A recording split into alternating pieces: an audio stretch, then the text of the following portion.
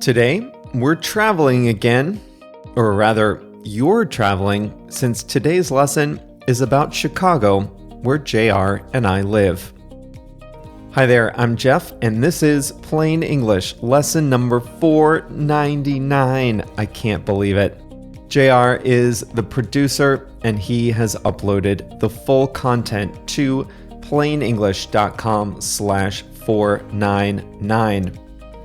Every so often, we create a lesson about a place in the English-speaking world, and a number of you have asked for, even clamored for, a travel lesson about Chicago specifically.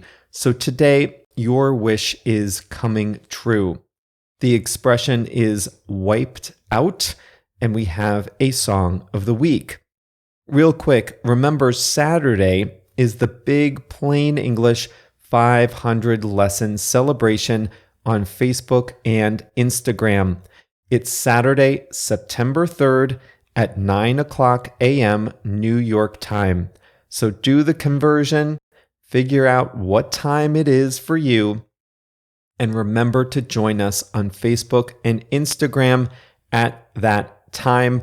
The links to both of those profiles are in the lesson description.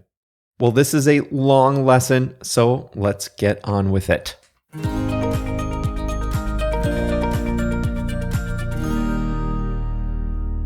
Let's start with the basics. Chicago is America's third largest city with a population of about 2.7 million. It's located right at the confluence of the Chicago River and Lake Michigan, the southernmost of the Great Lakes.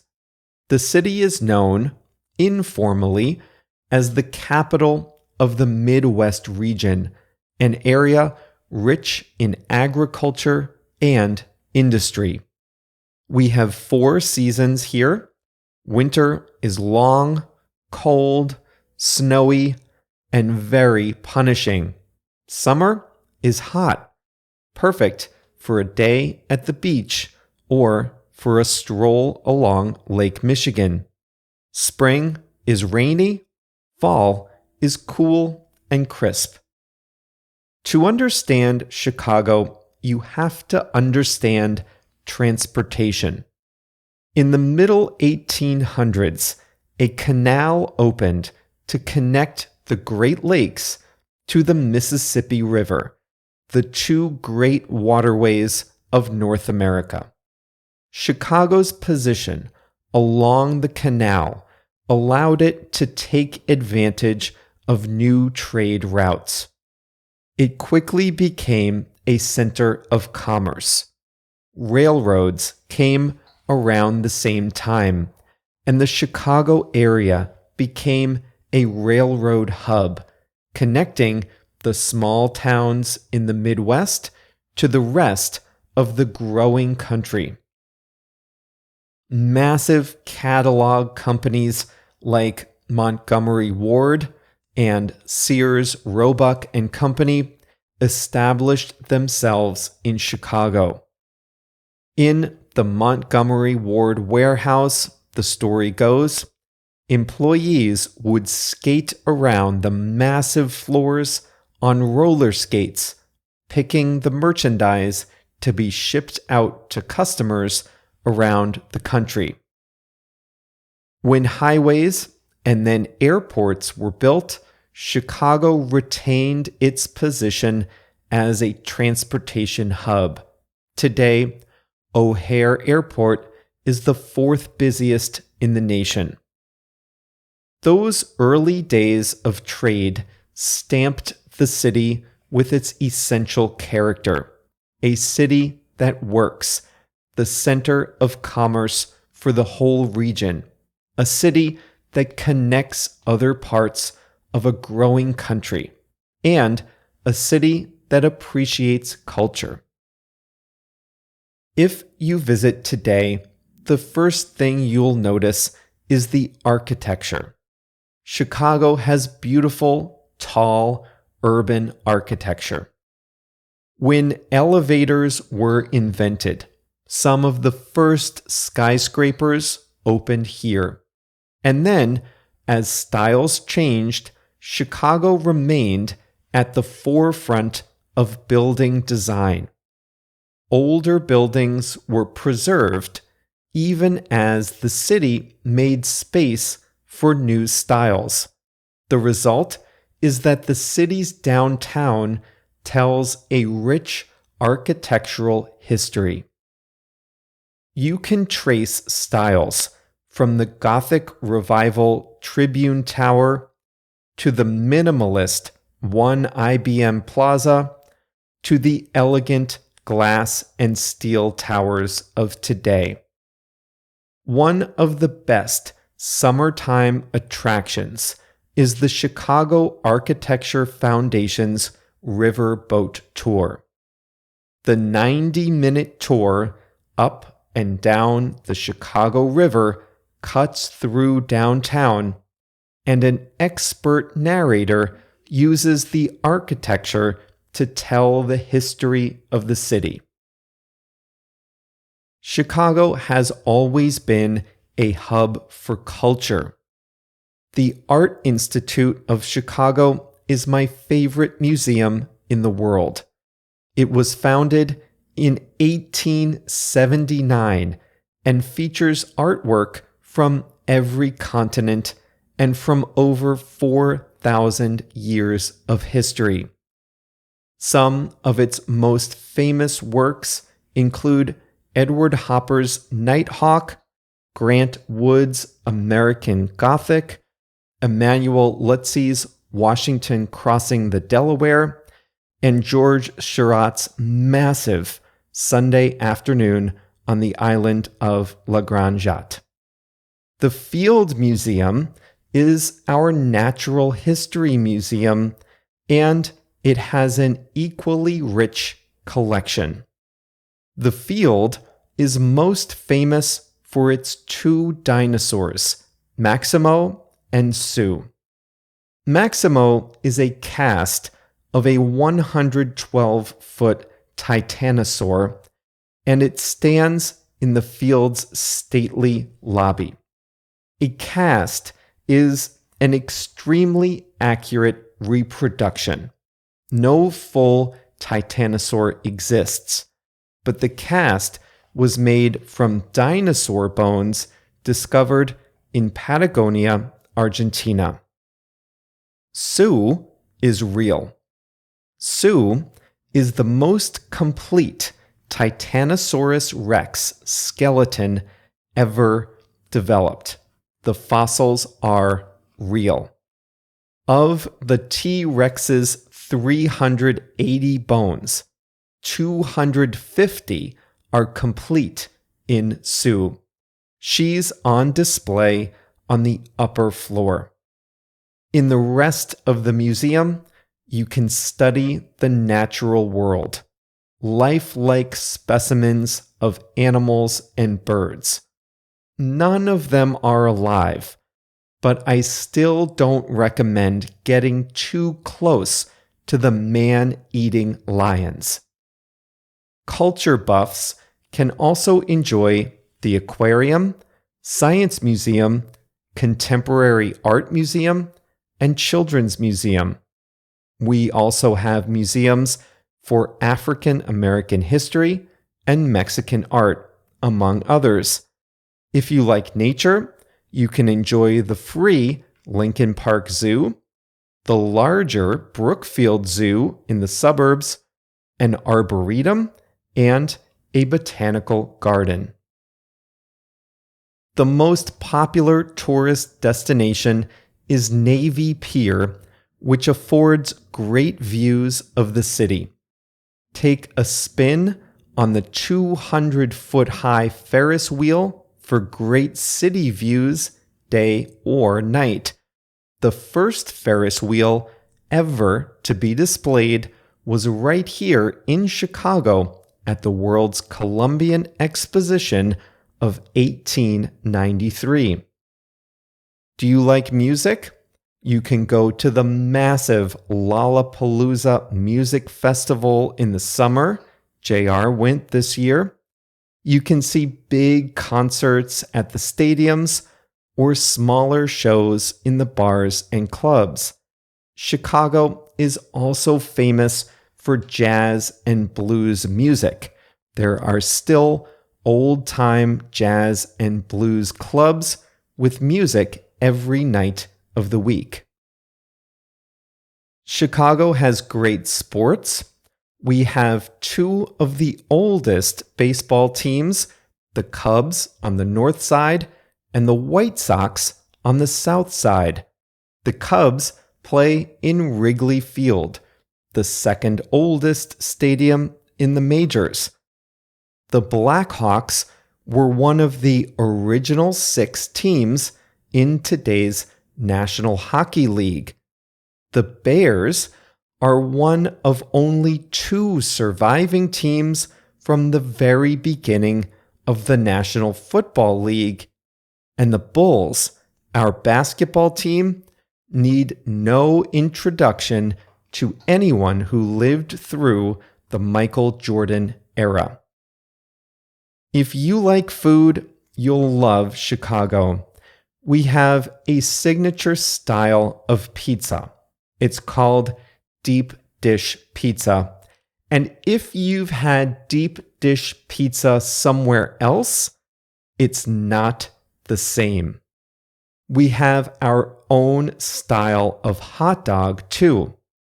Here are the ingredients: a hot dog, a poppy seed bun, mustard, white onions, green relish, a pickle spear, slices of tomato, pickled peppers, and celery salt. It's like a hot dog was dragged through a garden because it has so many ingredients. Now, one ingredient you won't find on a Chicago hot dog: ketchup. And I don't recommend asking for ketchup at a Chicago hot dog stand either. If pizza and hot dogs aren't your thing, you can relax. Chicago has a booming food scene with innovative and award-winning restaurants in downtown and the popular West Loop. But the neighborhoods are full of great food too, reflecting the diversity of the city. Within walking distance of my house, I can find pierogi from Poland, tacos from Mexico, pupusas from El Salvador, barbecue ribs from Korea, fresh hummus from Lebanon, and several options for Persian kebab. Well, if I don't stop now, I might never stop talking about Chicago. So let me tell you just one more thing. On October 8th, 1871, a massive fire destroyed 17,000 buildings and left 100,000 people homeless. About a third of the city was wiped out. It was a tragedy. But like many tragedies, something good came of the fire. By 1871, thoughts on urban planning had changed, and Chicago could take advantage of the latest thinking on how best to plan a city's layout. The city set out not just to rebuild, but to continue growing. In the early 1900s, Daniel Burnham, a local architect, published The Plan of Chicago, the first intentional plan for a city to manage its growth. The plan wanted Chicago to become the Paris of the prairie. The plan was not fully implemented, but many of the principles still survive from that era. All but a small part of our lakefront is parkland, available for people to enjoy the trails, golf courses, beaches, and parks. The city's streets are laid out in a sensible grid with alleys. The neighborhoods feature large and small parks so that everyone in Chicago can walk to a neighborhood park. All that combines to make Chicago the most livable of the big cities today. New York has more excitement. San Francisco has more money. Miami has more sunshine. And LA has more movie stars. But Chicago has a great balance and a great quality of life for those of us lucky enough to live here.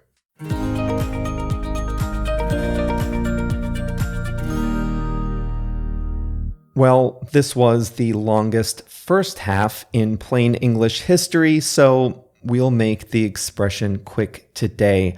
But before we do, just remember that on Saturday, we'll continue this topic. JR and I will tell you our personal favorite parts of the city. We're going to take turns, and on the live stream, we'll show you pictures so you can see what we're talking about. That is this Saturday, September 3rd, 8 a.m. here, 9 o'clock a.m. New York time on Facebook and Instagram. Connect with us and get ready at plainenglish.com/500, plainenglish.com/500.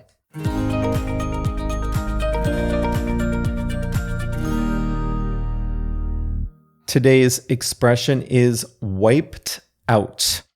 We use this informally to mean destroyed. I was telling you before about the Great Chicago Fire of 1871. About a third of the total building value in the city was wiped out. All those wooden structures, wooden sidewalks at the time, homes, factories, offices, all wiped out, all destroyed by that fire. 300 people died, which is terrible, but it could have been much, much worse, considering how much damage was done. One of our very first travel lessons was about the Virgin Islands, and I used to stay in a place called Cinnamon Bay on the island of St. John. Hurricane Irma hit the Virgin Islands in September 2017, and it completely wiped out my beloved Cinnamon Bay campground. It was just totally destroyed, and the whole area was closed for over 4 years. Lucky for visitors, it reopened in early 2022. I also did a travel lesson about Yellowstone National Park, and this summer there were massive floods that wiped out a lot of the roads in the park. I stayed in a town called Gardner, Montana. It's one of the towns outside the park, and the road from Gardner into the park is completely wiped out. It's destroyed. It's buried. There is no road anymore. The road was wiped out. COVID-19 was bad. It still is. But we can be glad we were not alive in Europe or the Middle East in the year 1347. That was the year of the Black Death, an epidemic of the bubonic plague.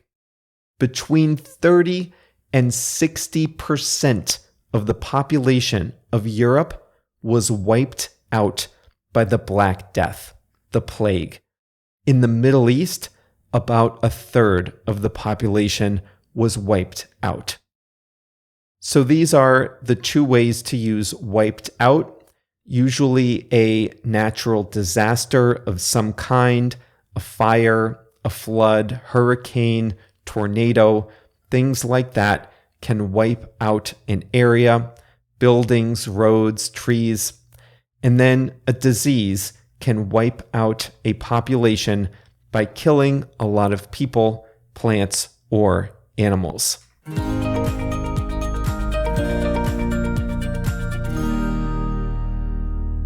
The longest running musical in Broadway history is called Chicago. It was written in the 1970s, and it's about a strange time, the 1920s. This is when cities started to get big, when there was city corruption for the first time.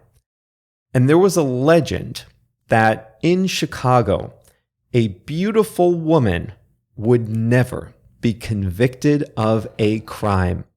So the musical Chicago tells the story of a saucy celebrity, Roxy Hart, who is accused of murder.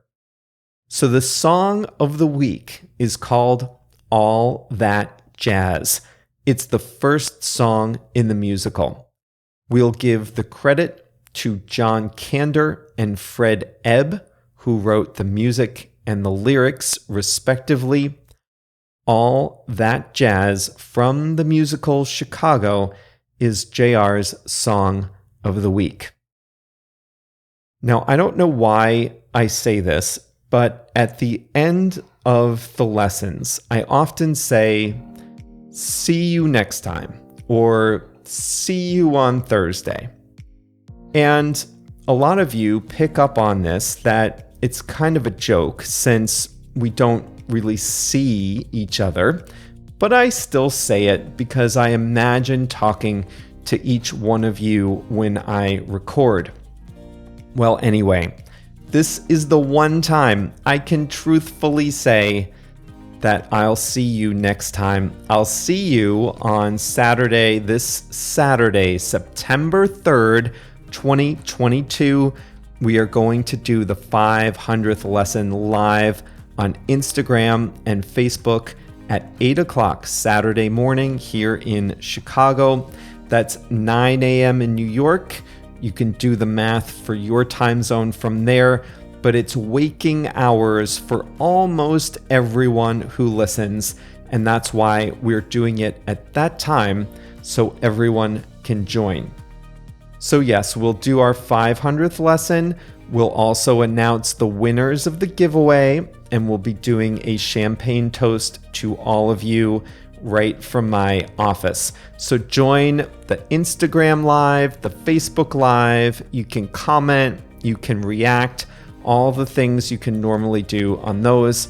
So if you go to plainenglish.com/500, or if you just look in the episode description of this episode, you'll see our Facebook and Instagram links. Connect with us, follow us on there, and then you'll be able to join the live stream on Saturday. I'm ready. I'm a little nervous, but you all are so supportive. I know I don't have anything to worry about. See you on Saturday. I can't wait.